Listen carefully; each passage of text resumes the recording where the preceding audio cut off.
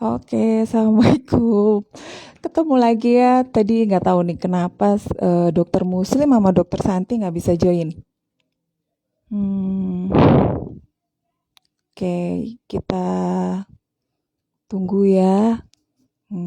Tadi udah saya kenalin dokter Muslim ini dokter spesialis THT. Kemudian, oke, ini.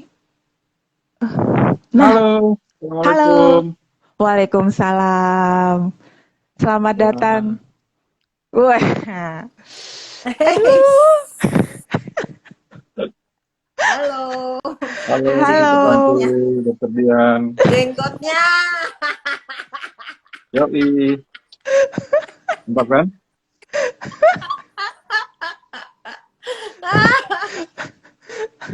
Oh, Biar aku jadi ini, biar ganteng sendiri. hmm. Udah tadi dandan dulu nggak? Tadi touch up dulu nggak, Wih, dokter Muslim? aku rebonding tadi nih, rebonding dulu. Oh,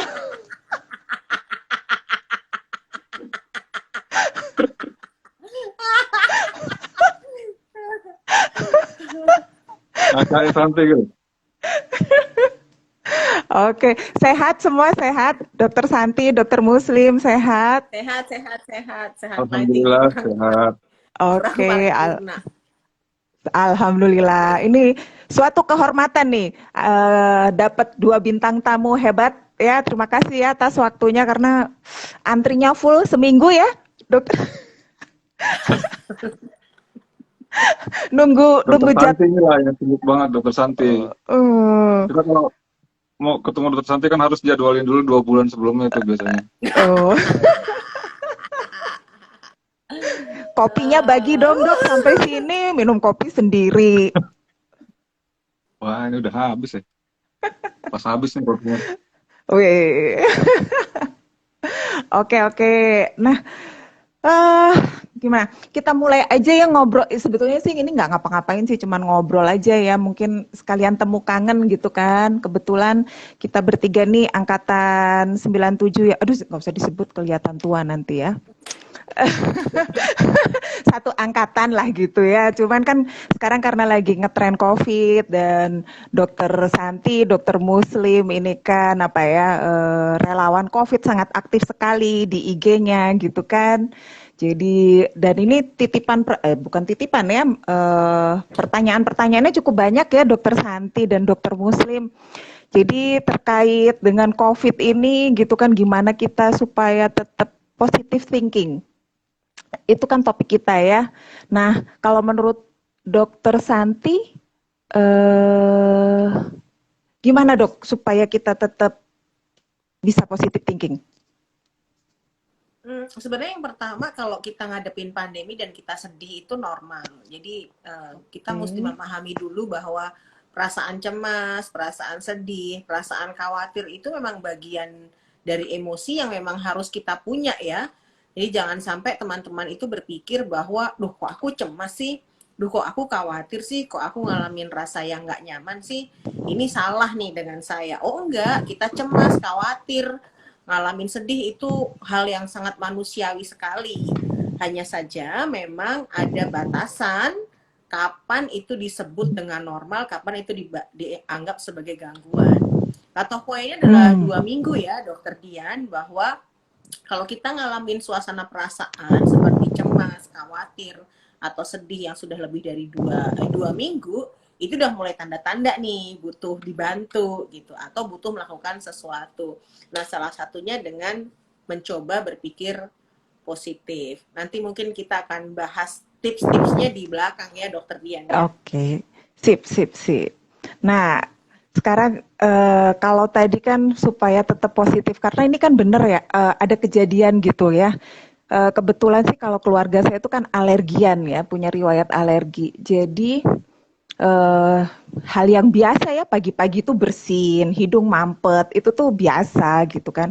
Sampai suatu ketika tiba-tiba anosmia aja gitu kan. Karena kan biasa batuk, biasa pilek lah, nggak batuk, nggak pilek, hidung mampet itu hal yang biasa buat keluarga saya. Suatu ketika tiba-tiba anosmia. Nah itu Sebetulnya kapan sih Dokter Muslim anosmia itu muncul dari kita positif? Maksudnya ketika kita positif terus muncul anosmia itu setelah berapa hari sih? Oh. Ini positif COVID atau positif hamil yang ditanyain nih?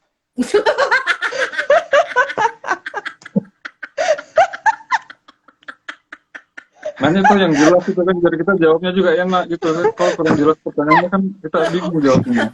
Oh, orang alergi pilek gitu loh. Masa positif positif COVID, Dok? Positif COVID, Dok. Lah, masa orang hamil nggak boleh pilek apa gimana?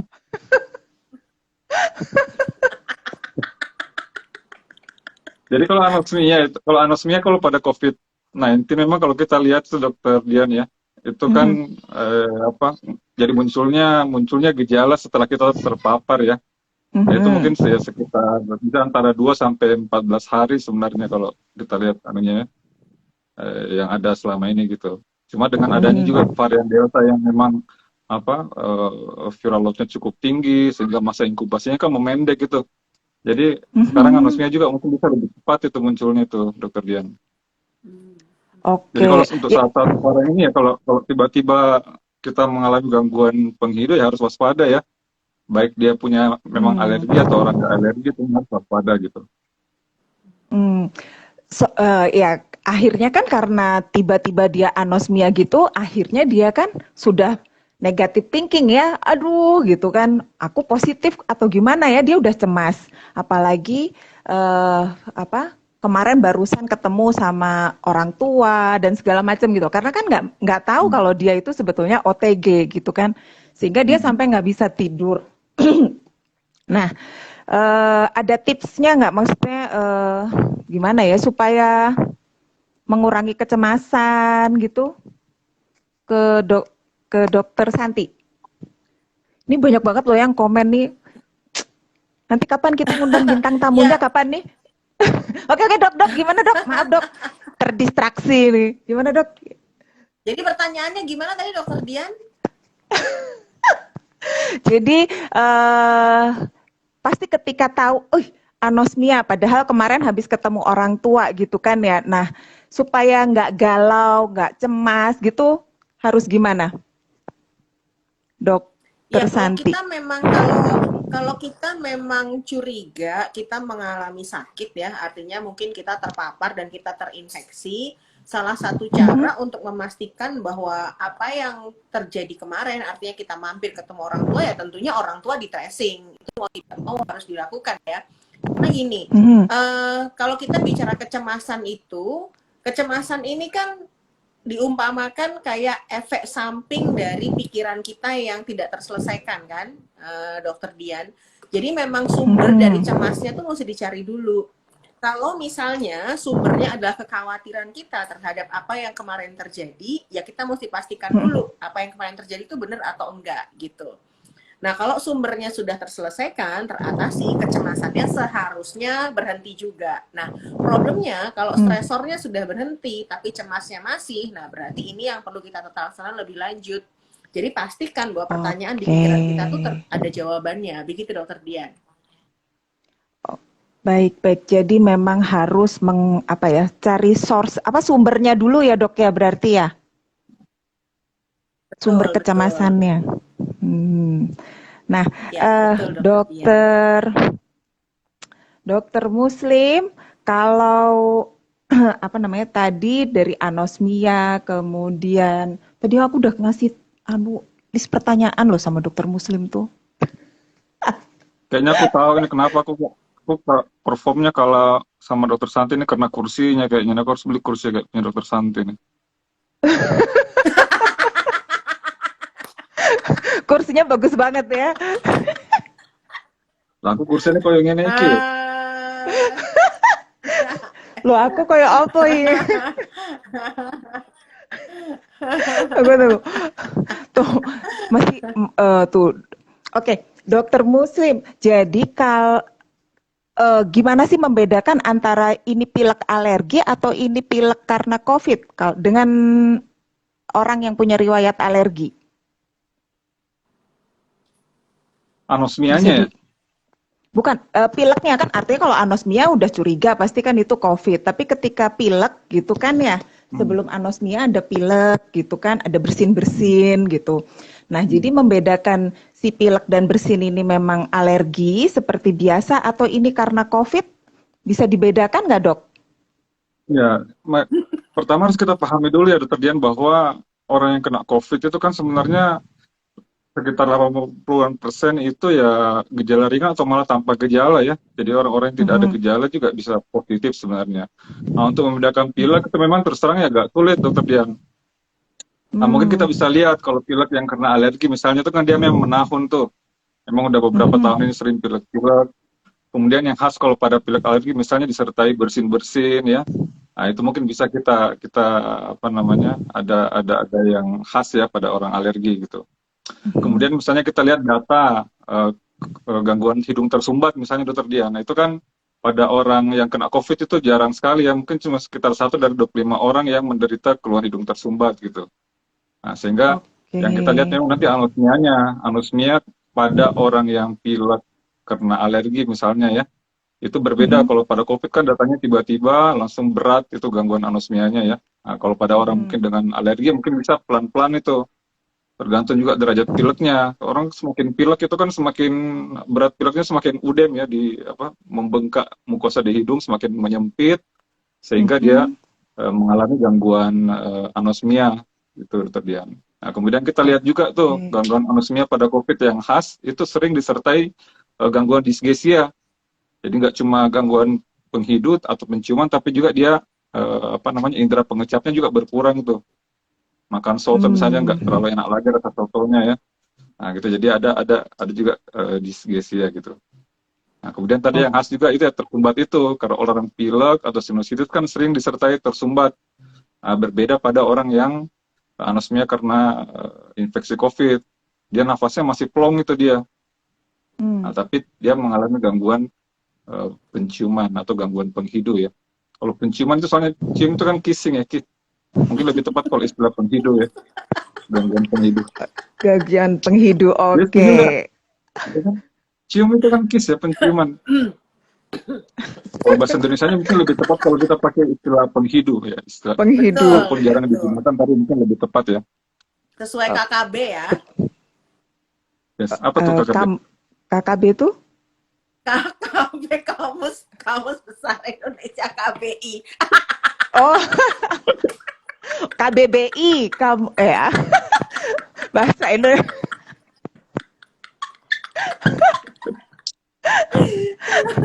Nah, berarti ini ada pertanyaan nih pas ini saya juga. Jadi kalau anosmia itu pasti COVID, Anosmia nggak pasti COVID dong. nggak Orang pasti. yang punya polip di hidung itu bisa, orang yang punya apa rhinosinusitis bisa, orang alergi rinitis itu bisa anosmia gitu.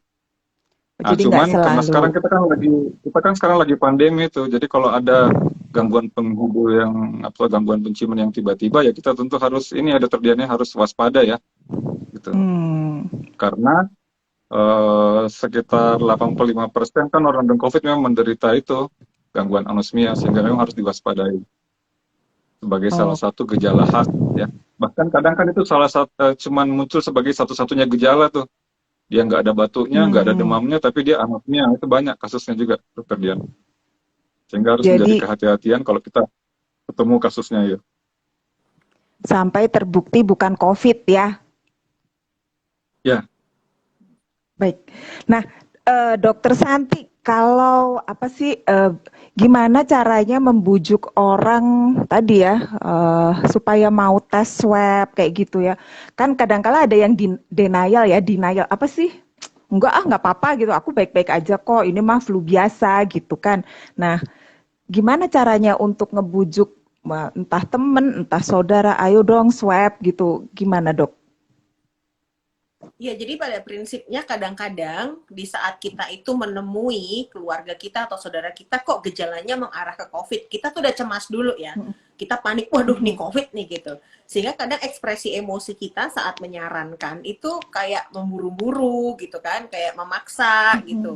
Sehingga orang yang disarankan ini ngerasa, duh kok aku jadi kayak tersangka gitu. Jadi salah satu metode yang bisa kita lakukan adalah dengan positive words, Dokter Dian.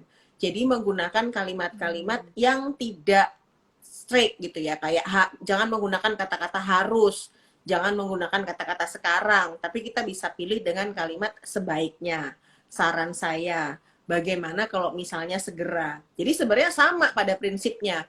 Sebaiknya kita sarankan segera. Ini kan juga kalimat menyuruh ya, meminta atau menyarankan, tetapi dengan bahasa yang lebih halus. Kemudian sampaikan bahwa keuntungan untuk melakukan pemeriksaan lebih cepat ini tujuannya untuk dia sendiri gitu. Bukan karena kita takut. Kadang-kadang kita nyampaikan ini, cepetan dong periksa, ntar kalau kamu nggak periksa ternyata positif nularin kita loh. Ini kan nggak nyaman gitu. Tapi kita sampaikan alangkah lebih baiknya kalau kamu tahu hasilnya segera, sehingga kita bisa cari tahu nih langkah apa yang akan kita ambil selanjutnya. Karena pada COVID pun semakin cepat terdiagnosis, semakin baik pula pengobatan yang bisa diberikan, angka kesembuhannya juga pasti akan semakin baik. Artinya, apabila swab bisa dilakukan lebih cepat, diagnosisnya dapat, orang ini kan juga akan dapat hasil yang lebih baik juga. Tapi kalau kita menyarankan dengan bentuk yang cemas gitu ya, cepetan ntar kamu gini, kalau nggak begitu. Nah dia kan ngerasa ke-pressure dan berpikir bahwa aku yang ngerasain kok situ yang ribut gitu. Padahal sebenarnya juga untuk kepentingannya dia. Jadi positive word itu sangat penting sih untuk memberikan saran, melakukan pemeriksaan ya, atau termasuk juga untuk melakukan isolasi mandiri. Karena ada beberapa kasus dia ngerasa OTG ya, nggak ada gejala, jadi kenapa aku harus isolasi mandiri? Ya kita sampaikan bahwa isolasi mandiri itu kepentingannya tidak hanya untuk tidak menularkan saja, tetapi mengevaluasi sampai kondisinya betul-betul dipastikan sehat untuk dirinya sendiri. Jadi itu juga penting gitu. Melihat positive side dan benefits dari orang yang bersangkutan. Itu Dokter Dian. Ya. Kadang masalahnya tuh kan ya, stigma yang ada di masyarakat kita tuh Dokter Santi. Jadi dianggap sebagai suatu aib, sehingga ya sebagian orang itu memang jadi tidak mau. Mungkin dia sudah tahu nih, saya ada anosmia, saya ada demam, ada batuk, kemarin saya habis kontak erat, tapi karena kuat banget stigma itu, daripada saya periksa terus nanti dijauhin sama tetangga, misalnya itu loh yang paling sering biasanya Dokter Santi. Itu gimana kira-kira Dokter Santi anaknya itu? Ya betul Dokter Muslim. Salah satu yang menjadi kendala kenapa orang nggak mau periksa, meskipun dia ngerasa nih jangan-jangan aku sakit nih, tapi kalau aku periksa dan terbukti, itu akan membawa dampak yang luar biasa juga ke dirinya sendiri. Nah kita sebagai orang terdekat mungkin bisa membantu memberikan referensi bahwa ya pastinya masih ada aja orang-orang yang tidak memahami apa itu COVID, sehingga kemudian menimbulkan stigma sosial gitu ya, stigma struktural. Tetapi kita kembalikan lagi bahwa kepentingan untuk swab ini adalah untuk yang bersangkutan. Kita boleh mempertimbangkan stigma sosial, stigma struktural, akan tetapi kalau kita lebih mengutamakan apa yang menjadi pikiran orang lain dan kemudian menomorduakan kesehatan kita, risikonya lebih besar. Jadi itu yang biasanya saya sampaikan kepada teman-teman, aduh dok saya takut swab, kalau misalnya saya positif dijauhin tetangga. Iya betul, itu sangat mungkin terjadi. Tetapi kalau tidak kita lakukan pemeriksaan dan kita nggak tahu, dan kemudian memburuk, efeknya lebih merugikan. Jadi hal-hal seperti itu yang perlu kita sampaikan. Jadi positive side atau positive benefits untuk yang bersangkutan itu apa gitu. Dan tentunya apa yang dilakukan oleh teman-teman edukator COVID ya, Dokter Muslim menurut saya sangat luar biasa sekali, memberikan edukasi, debunk the stigma, memberikan referensi, sehingga stigma tentang COVID di masyarakat pelan-pelan mulai menjadi lebih ringan. Meskipun kita nggak bisa menjangkau semua ya, Dokter Muslim ya, tapi paling tidak harapannya dengan apa yang diberikan teman-teman ini bisa memberikan informasi yang lebih baik lah untuk masyarakat. Oke, aduh. Nah, berarti ya memang sih rata-rata kalau kadang di sekitar saya tuh hilang berapa nggak, misalkan WAG gitu ya, grup gitu, hilang seminggu 2 minggu gitu, terus nanti aktif lagi, baru dia ngomong iya aku kemarin sakit. Jadi pas sakit itu dia nggak ngasih tahu orang, ya mungkin karena stigma itu ya, berat banget stigmanya sih. Terus Oke, tadi anosmia, positif, isoman. Nah, sekarang kan lagi marak long COVID ya, gitu kan? Long COVID itu bisa sampai berapa lama sih, Dokter Muslim? Oh, berapa lama ya? Jadi kalau kita lihat di penelitian itu bisa sampai lebih 9 bulan yang ada sekarang, Dokter Dian. Bisa sampai lebih dari 9 Hmm. bulan ya, keluhan-keluhan long COVID itu. Jadi kalau kita lihat definisinya itu kan memang dia keluhan yang muncul pada orang yang terinfeksi, setelah Mhm. dia nyatakan sembuh, dan berlangsung lebih dari 28 hari. Nah, tapi sampai Mhm. kapannya itu memang berbeda-beda tiap orang itu, Dokter Dian ya. Dan ini kan memang masih Hmm. diteliti terus itu karena masih banyak sekali yang kita belum ketahui tentang long COVID ini. Sampai saat ini sih ada yang mengalami keluhan sampai lebih dari 9 bulan. Jadi bisa lama ya long COVID itu. Ya, Nah, ketika ada keluhan, kan sekarang tuh banyak, dok saya udah sembuh, tapi saya masih batuk gitu kan. Terus ada apa ya, kekhawatiran mungkin ya, atau trauma karena dulu riwayat positif. Itu mengurangi apa ya, supaya bisa berpikir positif lagi gimana dokter Santi? Kan batuknya masih ada, terus terbayang-bayang dia isoman 14 hari gitu kan. Itu kalau isoman, kalau yang dirawat gitu kan pasti menimbulkan dampak yang lebih besar lagi ya. Nah, itu supaya tetap positif dikala sudah negatif itu gimana Dokter Santi? Ya, jadi trauma itu pasti terjadi, Dokter Dian. Apalagi kalau teman-teman ini Mhm, hospitalized ya, masuk ke rumah sakit, apalagi dapat tindakan mhm, gitu. Di penelitian yang saya lakukan juga teman-teman yang mendapatkan tindakan, baik itu pemasangan ventilator atau misalnya pakai HFNC, itu mereka memiliki mhm, trauma yang lebih tinggi dibandingkan teman-teman yang tidak mendapatkan bantuan alat-alat. Dan trauma ini mhm, sebenarnya sangat wajar di saat teman-teman itu menghadapi permasalahan-permasalahan yang sifatnya kaitannya dengan kesehatan gitu ya. Apalagi penyakit baru, banyak yang belum jelas, trauma ini wajar. Tetapi kembali lagi, trauma ini menjadi wajar kalau tidak sampai mengganggu di kehidupan sehari-hari dan tidak lewat dari 2 minggu. Kalau misalnya sudah lebih dari 2 minggu, maka mhm, perlu penata laksanaan. Nah, metodenya adalah cognitive behavior therapy, Dokter Dian, atau merubah pola berpikir teman-teman supaya perilakunya juga berubah. Tadi Dokter Dian mengatakan untuk berpikir positif ya. Berpikir positif tuh nggak mhm, segampang kita ngomong, udahlah berpikir positif gitu. Nggak bisa. Untuk merubah apa yang menjadi haha, ketakutan kita itu butuh proses. Nah, prosesnya hmm, bertahap. Dari satu, yang pertama adalah menerima bahwa kita ini cemas. Oke, saya cemas. Semakin sering ditolak, aku mhm, nggak cemas lah, ini nggak bener lah, saya nggak trauma lah. Ini semakin lama proses acceptance-nya. Nah, dari hmm, proses yang tadi tidak terima ya, tidak bisa menerima bahwa dia cemas atau dia ngalamin rasa nggak nyaman ini masih ada proses yang lain lagi kan, melewati marah, bergaining gitu ya, kemudian mhm, depression, baru dia masuk fase acceptance. Nah, prosesnya bagaimana supaya bisa lebih cepat informasi yang betul. Jadi flooding atau banjiri dengan informasi-informasi dari sumber yang kredibel.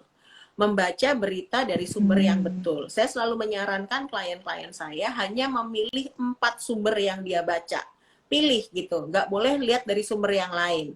Karena apa? Kadang ketidakkonsistenan satu sama lain ini bikin confused, bikin bingung gitu ya. mhm, Jadi kalau misalnya mau ngambil sumber dari luar, WHO, CDC, misalnya kalau dari dalam, Kementerian Kesehatan atau Satgas COVID gitu ya, pilih aja informasi yang tertentu.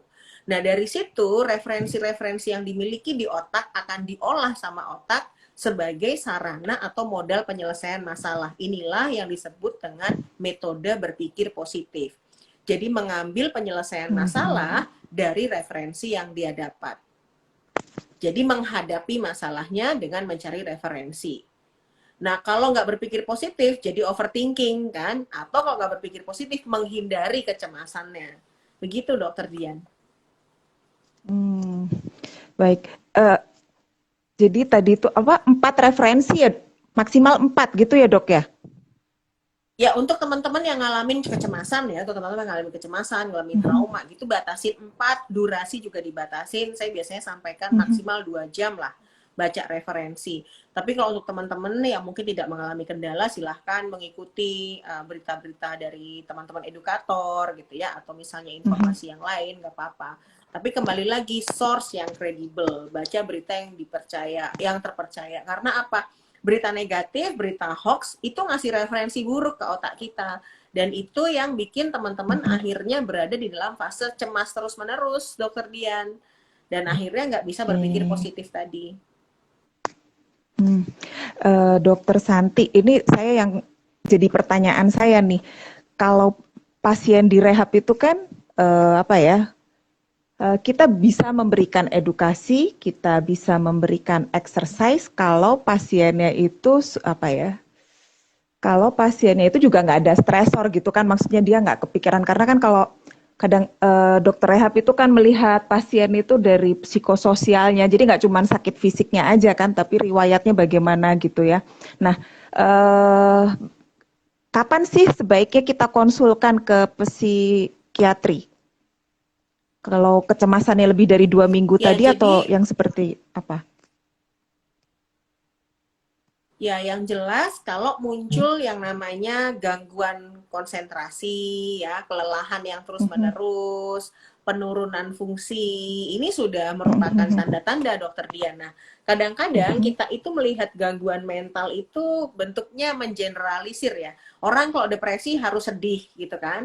Orang kalau cemas harus kelihatan gelisah. Padahal sebenarnya depresi pun nggak selalu gejalanya itu sedih. Salah satu gejala depresi adalah tadi keletihan yang terus-menerus, jadi kayak nggak semangat gitu. Kemudian kehilangan daya konsentrasi, misalnya dilatih teknik pernafasan. Harusnya kalau orang tuh nggak dalam kondisi yang depresi, dia dilatih 5-10 menit itu dia sudah mampu ingat gitu ya. Tapi ini kok enggak, ini lambat gitu. Proses berlatihnya itu lambat gitu ya. Atau melakukan kesalahan terus-menerus. Nah, ini bisa merupakan bentuk gangguan cemas juga yang kadang-kadang tidak terdeteksi, Dokter Dian. Jadi kalau dalam kondisi seperti itu, saran saya kita minta untuk istirahat dulu, kemudian kita lakukan eksplorasi. Apa yang bikin lelah hari ini? Apakah ada hal yang mungkin bikin nggak nyaman perasaannya hari ini? Apakah mungkin ada hal yang lebih dipikirkan daripada latihan pada saat dilakukan rehabilitasi? Itu juga bisa untuk screening singkat, Dokter Dian. Ya, hebat sekali ya. Ya. Dokter Muslim, jadi ini nih, tadi ada titipan pertanyaan itu, kalau tadi udah positif COVID, terus kalau kita mau, jadi sudah sempat vaksin pertama, sudah sempat vaksin 1 kali, kemudian terkena COVID, positif, isoman. Nah, pas jadwalnya harus vaksin kedua, itu pas dia isoman. Jadi kapan sih vaksin keduanya bisa dilakukan setelah isoman? Ya, kalau kita melihat regulasi kita yang ada sekarang sih, Dokter Dian, kita tunggu 3 bulan ya. 3 bulan sih dari sejak sembuh ya, atau sejak dia lepas masa isolasi mandiri. Regulasinya seperti itu sih. Baik vaksin pertama mau vaksin kedua nunggu 3 bulan dulu gitu ya dok ya? Ya, sama ya. Pertama ataupun yang kedua. Baik. Ini kayaknya sebetulnya banyak banget nih pertanyaan ini, tapi saking Oke. Nah, buat Dokter Santi ya, kalau tadi ya buat peran keluarga terhadap yang lagi isoman, ya kan? Karena kalau yang isoman kan mungkin tadi udah cemas gitu. Nah, sebaiknya keluarga ini harus bersikap bagaimana, dokter? Ya, Untuk jadi apa ada ya, yang mensupport? namanya, jadi kita itu punya template orang Indonesia itu memberi semangat ya, Dokter Dian ya. Template memberi semangat itu dengan cara tidak memperbolehkan orang bersedih gitu, ya. Jangan sedih, kamu harus semangat. Ini termasuk bentuk toxic positivity ya. Toxic positivity itu adalah kalimat positif yang justru sebenarnya nggak boleh disampaikan. Karena apa? Sedih itu harus dikeluarkan dulu. Jangan sampai kita itu menekan seseorang untuk nggak boleh sedih, untuk nggak boleh cemas, sehingga orang itu nggak bisa mengeluarkan kesedihan dan kecemasannya. Padahal proses untuk bisa masuk ke fase penerimaan, dia harus nerima dulu bahwa dia sedih atau dia cemas. Gak ada satu orang pun yang terdiagnosis positif COVID terus santai-santai aja. Pasti ngalamin lah, paling gak cemas, kecewa, itu pasti. Dan kemudian dia cerita, aku lagi positif COVID. Udah, kamu jangan sedih, hadapi dengan kuat. Kamu jangan khawatir, kamu gak boleh cemas. Semua itu harus kamu hadapi. Padahal dia lagi pingin nyeritain perasaannya dia, dan itu harus keluar.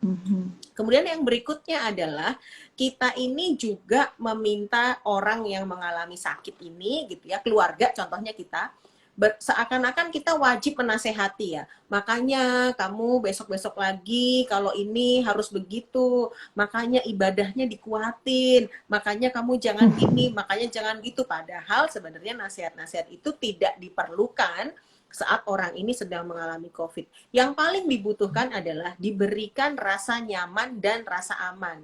Artinya bahwa oke, kamu sekarang terdiagnosis COVID, hal apa yang saat ini kamu butuhkan dari kami? Apakah dia butuh informasi?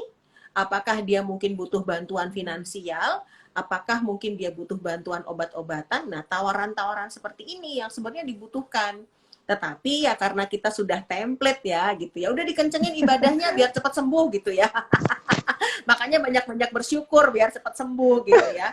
Jadi bingung gitu. Nah, ini hal-hal yang memang perlu kita latih bersama-sama supaya enggak kita toxic positivity. Begitu, Dokter Dian. Oh, Jadi berarti kayak selama kalimat ini kamu jangan cemas itu dihindari, Dokter Santi ya. Kayak Ya, kamu jangan betul, cemas Dokter kan membuat Muslim. orang jadi semakin lama dia menerima bahwa dia sebenarnya cemas gitu ya. Betul, betul. Jadi kita ini punya template kalau ada orang sedih nggak boleh sedih. Ada orang nangis nggak boleh nangis. Ada orang cemas nggak boleh cemas. Lah sekarang contohnya gini yang saya sering sampaikan ya. Orang lagi cemas dibilang nggak boleh cemas. Itu kayak kita di hotel tuh Dokter Muslim. Kebakaran, kita lari kan di lantai atas, kita pingin turun kan. Kita menuju lift. Di lift tulisannya do not use lift in case of fire. Udah terlanjur di depan lift, suruh nggak boleh pakai lift, terus gimana gitu. Harusnya kan kata-katanya please use stairs in case of fire. Jadi orang ngerti, oh ternyata kalau kebakaran aku nggak bisa pakai lift ini, aku harus pakai tangga. Sama kalau kita ketemu orang cemas terus kita bilang jangan cemas, dia kan clueless. Terus aku mesti gimana? Aku kan lagi cemas, nggak boleh cemas. Jadi sarannya adalah kita lakukan saran untuk dia, misal duduk dulu ya, mungkin tarik nafas, apakah kamu butuh minum, apakah kamu ada yang ingin bisa kamu sampaikan. Jadi harus ada clue yang jelas supaya orang itu memahami gitu apa yang harus dia lakukan, instead of kita meminta dia untuk jangan cemas, jangan panik gitu, yang ngelihat hasil positif panik, jangan panik, jangan panik. Caranya nggak panik tuh gimana? Kan nggak bisa kalau lagi kayak gitu ya, kan amigdalanya lagi mendominasi banget. Dokter Teres, kadang kopin Dokter Teres ini. Kenapa Dokter Muslim kelihatan cemas ya? Kok tahu ya kalau aku cemas ya? Ini ngomong-ngomong ya, ngomong-ngomong angkatan kita Ini banyak ternyata banget loh dari dikeroyok tadi pada dua. masuk semua. Harus Mana katanya mau di-invite juga. Iya, ini kenapa tulisannya hanya 3 tamu yang bisa bergabung dalam forum siaran langsung Anda? Tulisannya gitu. Kenapa?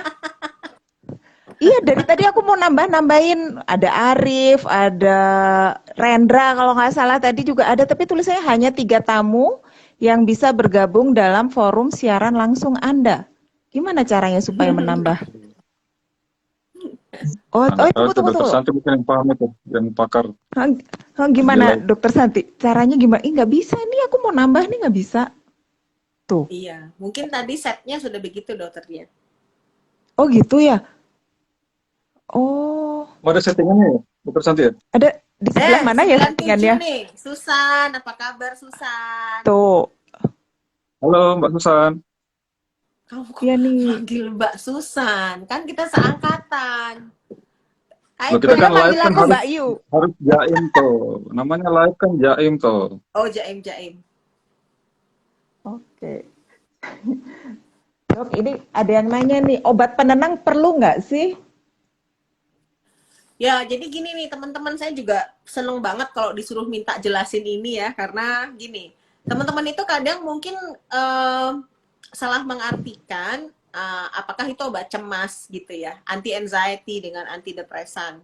Jadi kalau teman-teman kadang-kadang, dok saya jangan dikasih penenang ya. Kalau teman-teman datang ke psikiater itu nggak akan dapat obat penenang gitu.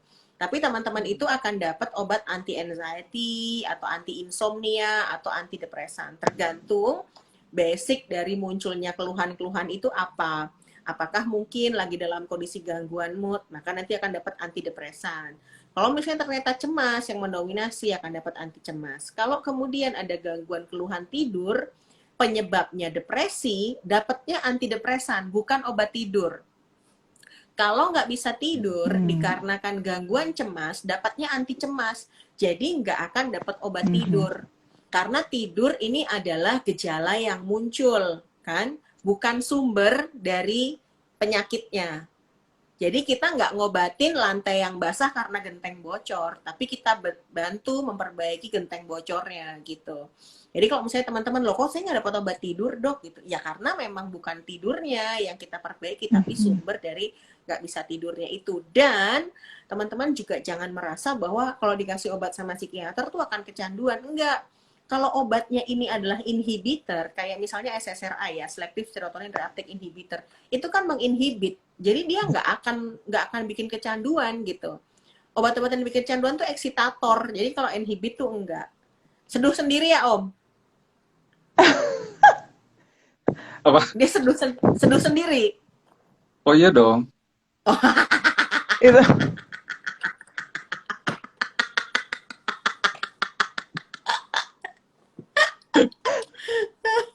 Tuh, Mbak Astri itu Kalau ngopi kan Mbak sendiri. ada Mbak Astri tadi pengen dipanggil Mbak katanya. Tadi manggil Mbaknya cuma sama Susan aja, dokter Muslim. Harus dipanggil tuh Mbak Astri gitu. Selamat malam, Assalamualaikum Mbak Astri. Mohon izin. Halo, ada teman-teman dari COVID Survivor ID juga. Tuh. Bisa tolong di-invite nggak Mbak Astri? Iya itu. Astri Mbak, dimasukin. Iyalah. Yang bisa gimana masukin caranya? Dian Om. Iya, Iya, betul. kena iya di settingannya ya harusnya ya Dokter Santi ya. Ini Iya. oh Settingan ya. dari awal ya. Awalnya tuh oke lah ya nanti kita belajar. Hanya 3 tamu. Ini tulisnya hanya 3 tamu yang bisa bergabung dalam forum siaran langsung Anda. Oke lah. Oke, next time kita rame-rame. Maksimal Hanya 3 orang yang bisa bergabung ya? Karena kan aku udah 2 beratnya. Astri kan bukan orang, Astri.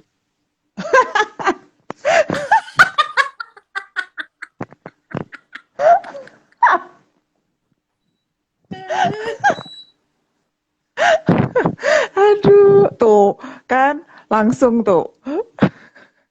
Oke, nah ini mau tanya dokter, kalau sudah isoman 10 hari di karantina, jika melakukan swab antigen, apakah hasilnya tetap positif kah dok? Gimana nih dok jawabannya dok? Dokter Muslim mungkin ya? Iya dong, dokter jadi Muslim. sudah selesai isoman ya? Ya jadi swab itu ya, baik antigen ataupun swab PCR itu kita kerjakan untuk diagnostik sebenarnya dokter Dian. Ya. Jadi kalau sudah kita melewati masa isoman udah selesai, ya udah nggak perlu swab lagi lah ya. Nanti tuh jadinya pemborosan dan nanti bisa bikin cemas juga itu nanti. Oh. Jadi nggak perlu swab nggak ulang. Perlu ya, nggak perlu swab. Jadi nggak perlu dikerjakan atas saran dari dokter ya, misalnya pada orang yang bergejala berat itu ya, dia ada pneumonia berat atau sempat dirawat di ICU misalnya, itu kadang memang perlu kita lakukan pemeriksaan swab untuk melihat perkembangan penyakitnya misalnya ya. Tapi pada orang-orang yang isoman biasa di rumah, dia cuma gejala ringan atau bahkan gejala, ya udah kalau selesai masa isoman udah selesai, nggak perlu swab lagi lah ya.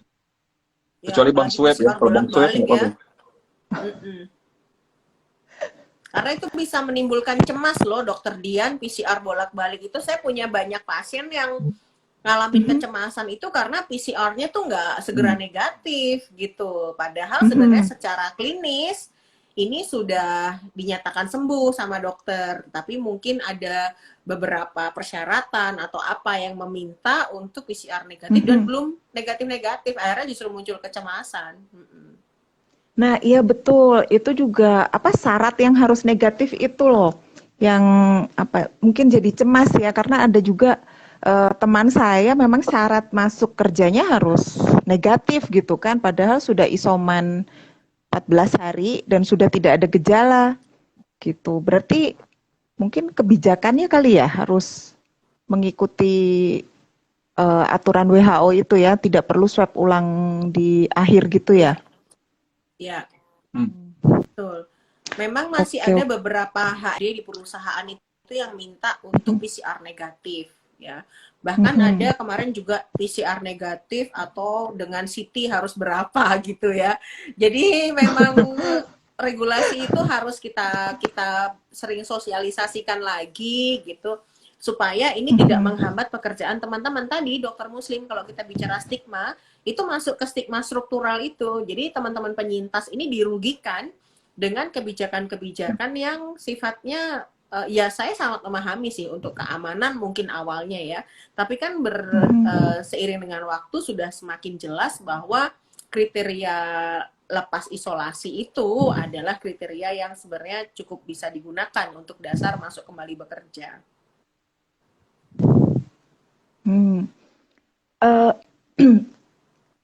Tadi ini ya kalau sekarang tadi dari HRD mintanya harus negatif gitu kan ya. Terus padahal kan tidak perlu swab ulang lagi dan menunggu sampai negatif. Kadangkala bahkan diminta periksa aja ke dokter dulu, harus offline lagi permintaannya. Jadi bukan online ya, bukan telemedicine, tapi offline gitu. Yang jadi pertimbangan tuh karena foto ronsen terakhir masih ada putih-putih katanya. Jadi harus konsul lagi ke dokter secara offline untuk menunjukkan bahwa ini tuh sudah bisa masuk kerja atau enggak. Nah ini juga dia cemas gitu kan, saya nggak bisa kerja, terus harus ketemu offline, padahal sekarang di rumah sakit lagi lagi padat gitu ya. Nah,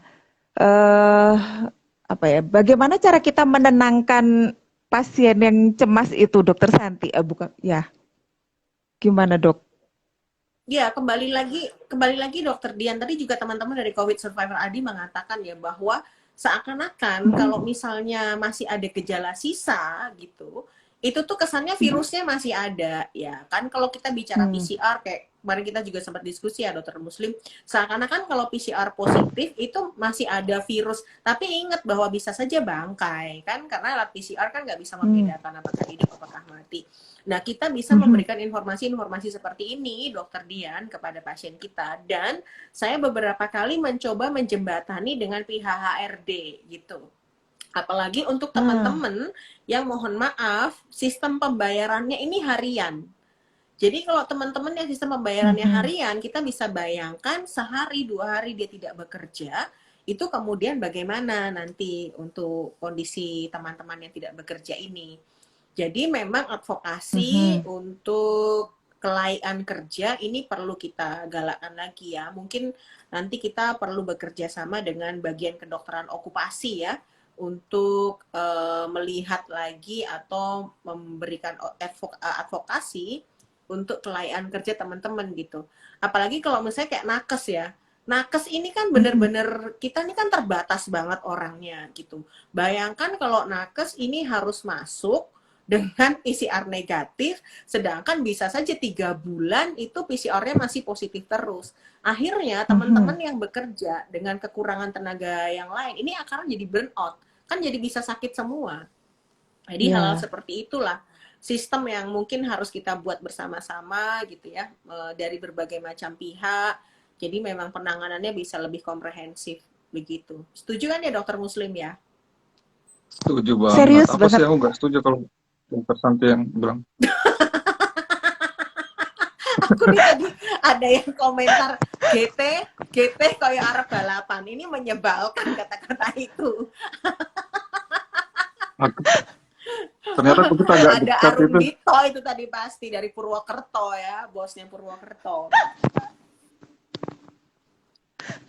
Nah, Markus, Markus. iya, eh, oke. Nah, tunggu.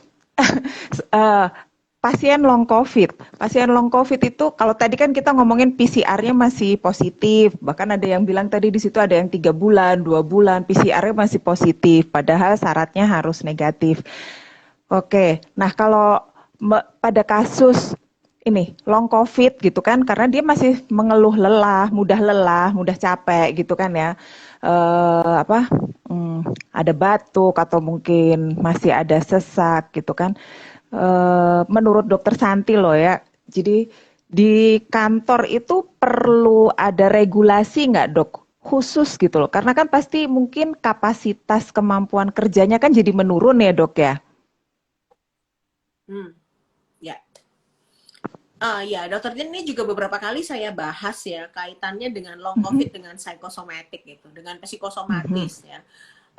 Beberapa tempat bekerja itu pemahaman tentang long COVID kan memang belum terlalu baik gitu ya. Jadi berpikir bahwa kalau udah lepas isolasi 14 hari kerja ya harusnya back seperti normal gitu. Padahal gejala-gejala sisa ini masih ada. Tapi saya bersyukur sekali teman-teman edukator itu sudah banyak yang menulis soal long COVID dan berharap ini menjadi pemahaman yang lebih luas lagi gitu. Terutama apa? Terutama kalau sequelae-nya atau gejala sisanya itu di kognitif ya. Karena kan memang sempat ada yang brain fog gitu ya. Atau mengalami gangguan yang lain, neuropsychiatry, yang kadang-kadang mempengaruhi proses berpikir atau proses kognitif teman-teman. Sehingga belum bisa kembali ke 100%.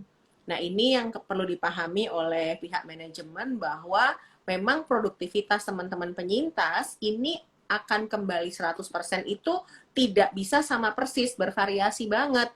Ada yang cepat, ada yang lambat gitu ya, ada yang tanpa long COVID, ada yang pakai long COVID, ada yang long COVID-nya mungkin ke pernafasan ya, mungkin karena dia sempat fibrosis paru-parunya, jadi pernafasan, ada yang mungkin karena waktu itu dia kenanya brain fog maka dia ke kognitif, ada mungkin yang kenanya ke digestion, ke pencernaan, bermacam-macam. Dan perlu dibedakan dengan psikosomatik.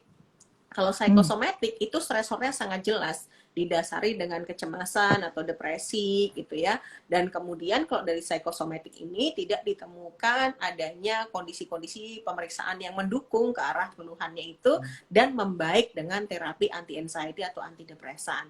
Jadi meskipun mirip abu-abu antara LC, long COVID dengan psikosomatik, tapi sebenarnya tak bisa dibedakan. Kalau saya pribadi, ada pasien yang datang dengan keluhan-keluhan yang mirip psikosomatik, tetapi dia pernah mengalami COVID, pemeriksaan long COVID itu saya jadikan prioritas. Jadi psikosomatik akan saya jadikan diagnosis yang belakangan, sebelum saya bisa menegakkan apakah ini long COVID atau tidak. Gitu Dokter Dian.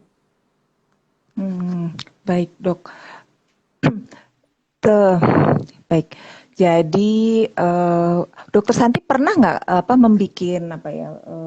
membuat surat bukan rekomendasi ya, tapi surat keterangan gitu untuk ke pihak perusahaan bahwa pasien yang long COVID ini perlu adaptasi dalam bekerja gitu, pernah nggak dok? Pernah. Jadi ada yang pernah meminta ke saya karena dari pihak HRD-nya menganggap ini depresi kan. Ini kok depresi, ini kok cemas, kerjanya nggak bagus lagi. Dan kemudian saya menjelaskan bahwa ini adalah long COVID gitu. Itu pernah saya lakukan diskusi ya, jadi tidak dalam bentuk surat resmi, tapi bentuk diskusi dengan HRD gitu. Tetapi saya juga pernah memberikan rekomendasi layak kerja untuk pasien saya, dan saya ditelepon oleh HRD-nya, dokter kan SPKJ, yang boleh ngasih rekomendasi layak kerja kan SPPD.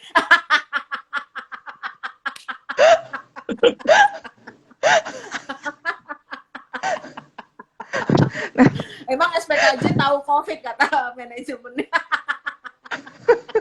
Itu HRD mana ya? Iya, ya saya memang mungkin SPKJ MCKBAB Pak.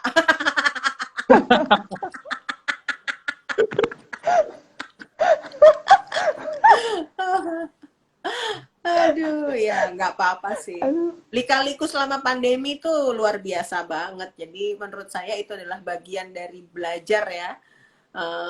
Bagian dari proses kita sebagai dokter juga belajar. Jadi akhirnya orang juga ngerti fungsinya dokter apa. Oh, dia ngerti bahwa yang nangani COVID spesialis penyakit dalam itu luar biasa pengetahuan kan itu.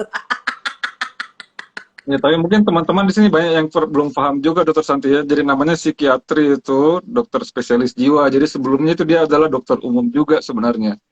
Jadi dia paham juga karena ya sebagai dokter umum gitu. Cuma memang dengan di perjalanannya itu ya kita jadi dokter THT, dia tersesat jadi dokter jiwa gitu aja sih sebenarnya bedanya. Padahal zaman kuliah ya duduknya sama di belakang. Kok bisa begitu? Kalau dokter Muslim, kalau dokter Dian duduknya di depan. Kalau saya jarang duduk sih, turun ke bawah main Main pingpong biasanya. pingpong.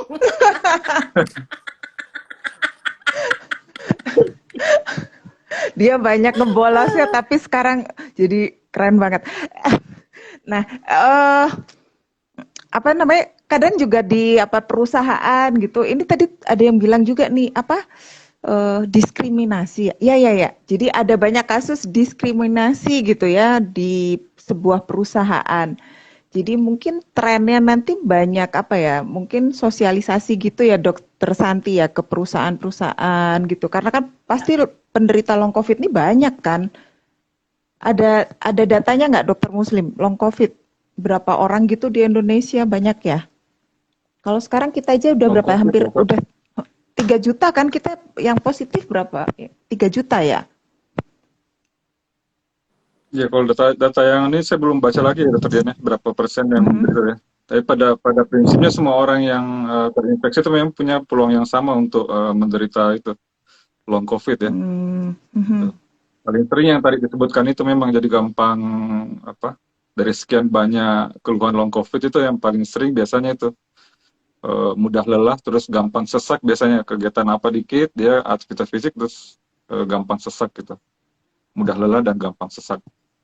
Mudah lelah dan gampang sesak. Ini malah ada yang bilang saya long COVID sudah setahun dok. 63,5% dokter Muslim long COVID itu 63,5% ya. Memang kemarin rata-rata sekitar 65% ya. Dan ini yang long COVID itu ini di chat ini bahkan ada yang bilang sudah setahun ya long COVID. Jadi memang banyak sekali ya. Iya. Nah, kalau anosmia, jadi waktu gejala pertama anosmia, kemudian sudah isoman, sudah negatif, tetapi masih anosmia, itu apa yang bisa dilakukan Dokter Muslim? Masih menularkan nggak itu? Anosmia itu dia sering memang juga sebagai salah satu long COVID itu Dokter Dian. Jadi kalau sudah lewat dari 28 hari sejak dia terinfeksi, sudah nggak ada gejala lain ya. Jadi kita katakan dia lepas isoman itu kan 10 hari ya Dokter Dian ya, batasannya ya dari penelitian. 10 hari, tapi kita tambahkan 3 hari bebas gejala apabila dia ada gejala. Nah gejala yang dimaksud itu demam, kemudian gejala-gejala pada saluran pernafasan, misalnya batu atau sesak ya. Nah, jadi anosmia nggak termasuk itu Dokter Dian. Kalau dia berlanjut, setelah dia sembuh, maka itu adalah suatu long COVID tuh. Nah sampai sekarang sih memang belum ada terapi atau obat-obat khusus untuk menangani itu Dokter Dian. Cuma memang sekarang yang kita lagi sarankan itu ternyata cukup banyak membantu adalah melakukan smell training atau latihan penciuman. Itu yang sekarang penghiduan ya, latihan penghidu. Oke. Oh jadi dilatih yang dihidu bebas atau ada misalkan harus yang menyengat atau yang gimana gitu? Ya. Menghidu martabak manis gitu. Kita pilih ini Dokter Dian, kita pilih bau-bauan yang kita sudah paham aromanya gitu. Misalnya kalau punya parfum favorit yang dipakai sehari-hari ya itu bisa digunakan. Kemudian mungkin cengkeh ya yang aromanya cukup kuat itu bisa kita gunakan ya. Nah kita pilih 3 atau 4 sumber wangi-wangian, kemudian itu kita latih tiap hari. minimal 2 kali kita kerjakan itu dokter Dian. Ya, misalnya di pagi hari atau di sore hari bisa. Jadi kita menghirup, nanti kita cari ruangan yang tenang, kemudian kita hirup itu baunya. Nah, sambil waktu kita hirup, itu kita berusaha membayangkan ya, kita bayangkan aromanya seperti apa ya. Misalnya kalau dokter Dian punya parfum favorit yang udah dipakai sehari-hari, kan udah hafal tuh baunya seperti apa. Jadi kita hirup. Mungkin pada saat awal-awal kita menghirup memang nggak ada apa ya aroma yang terasa sama sekali. Tapi kita repeat terus, kita ulang-ulang terus setiap hari. Itu nanti akan bisa membantu apa namanya memperbaiki kita punya smell pathway ya. Jadi jalurnya supaya bisa sambung lagi, kita bisa mencium lagi itu, menghidu lagi. Menghidu lagi, oke. Ini udah berapa? Membedakan antara long COVID dengan reinfeksi itu gimana, Dok? Jadi kan gejalanya kan sama nih, masih sesak, masih mudah lelah gitu kan. Tapi membedakan antara long COVID dan reinfeksi, gimana Dokter Muslim? Itu memang agak sulit kita kalau mau membedakan seperti itu, Dokter Dian ya. Jadi memang kita sarankan pada orang-orang yang mungkin setelah melewati masa isoman atau dia ada apa namanya sudah dinyatakan sembuh oleh dokter, kemudian kok dia mengalami gejala lagi, antara lain misalnya demam atau dia ada sakit lain yang muncul lagi atau ada batuk yang memberat lagi, itu sebaiknya sih diperiksakan dokter dia. Nanti dokter yang akan menilai itu, yang memeriksa itu. Jadi memang nanti akan ada banyak aspek yang kita nilai itu ya, untuk menentukan apakah ini memang kemungkinan satu kasus reinfeksi atau long COVID gitu.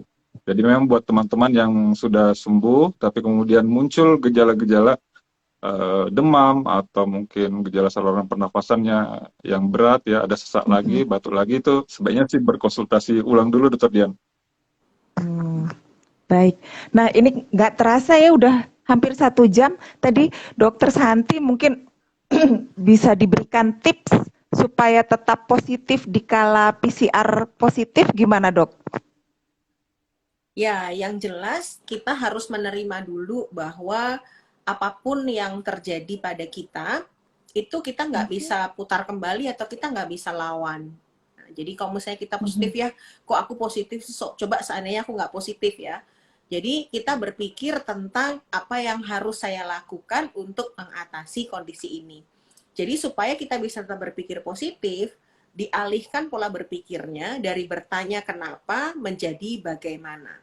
Jadi kalau kita masih bertanya kenapa ini terjadi pada aku, kenapa aku mengalami ini, kenapa kemarin begini, kenapa kemarin begitu, pikiran kita akan cenderung ke pikiran negatif.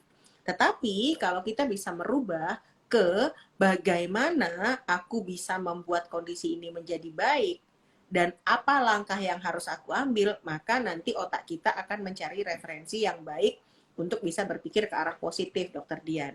Jadi sebenarnya metode bertanya kepada otak kita itulah yang bisa membuat kita berpikirnya negatif atau berpikirnya positif. Kalau kita bertanya kenapa, dan kenapa, maka akan terbuka folder yang unsolved. Tapi kalau kita bertanya pada otak kita, gimana ya bisa ngatasin ini? Apa yang bisa kulakukan? Maka nanti akan membuka folder yang solve problem, referensi yang dibuka di situ. Jadi kita bisa berpikir lebih positif. Oke, baik. Terima kasih. Ini waktunya udah 1 jam. Kayaknya itu nggak cukup loh sebetulnya. Kita mungkin nanti ada pertemuan berikutnya lagi sambil saya belajar nyeting ya. Bisa mengundang berapa gitu ya. Betul. Nanti kita pakai kocokan nanti arisan gitu ya. Telepon penciptanya Instagram juga ya, Dokter Dian, supaya saya mau tanya bisa nggak kalau Instagram 2 hari gitu. Jadi biar lebih seru. Biarkan 2 hari. Kita telepon penciptanya langsung dong. Ya kan, anggota elit global kok. Betul. Ya, supaya iya, oke, Dokter Santi dan Dokter Muslim, terima kasih banyak ya. Jadi kalau tadi mungkin karena kita udah terbiasa template-nya itu apa ya, selalu memberikan semangat, mungkin kita harus belajar gitu ya, Dokter Santi, yang bisa saya simpulkan tadi. Yang terakhir tuh tadi jangan kenapa, tapi sebaiknya bagaimana gitu ya. Aduh nggak usah nangis dong Dok, mau pisah sama Dokter Muslim aja kok pakai nangis. Halo, hai. Itu siapa? Itu nangis. Dokter Santi. Iya bener, biar gak ketutup. Oke, ya. Jadi mindset kita semua ya harus dirubah supaya tetap positif, harus bagaimana bukan kenapa. Dan ada pesan-pesan nggak Dokter Muslim sebelum ditutup? Kalau tadi Dokter Ya kalau Santi pesan tips saya singkat aja dokter Diana tuh. apa ya?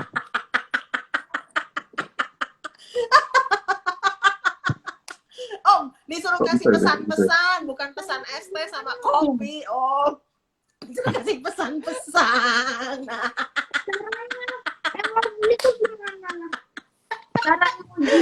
Aku udah nangis loh, pesanlah. Nah, itu Ya pesannya kita kena ini ya dokter Diana, kita kan udah 1,5 tahun pandemi ya, marilah kita sama-sama tingkatkan terus literasi ya. Masa sih sampai sekarang kita masih harus pakai PCR terus untuk nyatakan orang sembuh, kan itu kan lucu ya, nanti diketawain kita sama orang-orang di luar negeri itu ya. Kemudian juga kita biasakan itu baca sumber-sumber dari yang kira-kira apa namanya terpercaya sumbernya, jadi jangan terlalu mudah kita menuruskan info-info dari WhatsApp grup ya.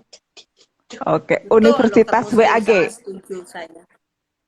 Oke. Vampir, Ay, ada vampir. oke. Kayaknya Oh, memang Oh, betul ya. tuh bisa tuh. Nanti bisa gimana cara mencet apa? oke, Coba. nanti saya juga Oh, Dokter Muslim juga. Lah, bagus. Oh. nanti saya juga harus belajar sama Dokter Santi nih. Loh kan. Oh, harus nyimpen ini dulu ya. Ini gimana sih? Oke deh. Nah, gini kan, gini kan, udah bisa daftar Tuh. BTS kita kalau gini. Nggak apa-apa, ini Mas seru-seru. Nanti mungkin yang di-upload 1 jam pertama. Yang lebih dari 1 jam nanti buat happy-happy aja. Mana lagi nih? Tuh. Ini memang apa? Wah, Kita akan Oke. mencoba yang ini. kok ini Keren tuh, dokter Dian tuh. On fire. on fire. Oke. Terima Keren. Ya, terima kasih banyak ya, Dok. Dian. Terima kasih Sama-sama. Dokter Santi, Terima kasih. Dokter Muslim. Hai, Sampai Kak. ketemu Dokter Dian, lagi terima ya. kasih. Hai, Kak. Hai See Kak. you. Dan Terima Dokter kasih. Dian. Bye Assalamualaikum. bye. Terima kasih. Thank you ya, Dokter Muslim, Dokter Terima Santi. kasih. Assalamualaikum. Keren.